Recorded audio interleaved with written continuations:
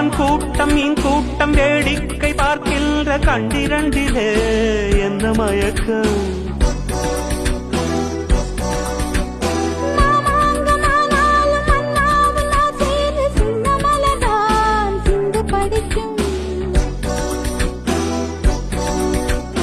கையோடு கை சேரும் கல்யாண வைபோகம் கண்டு கழிக்கும் காலம் பிறக்கும்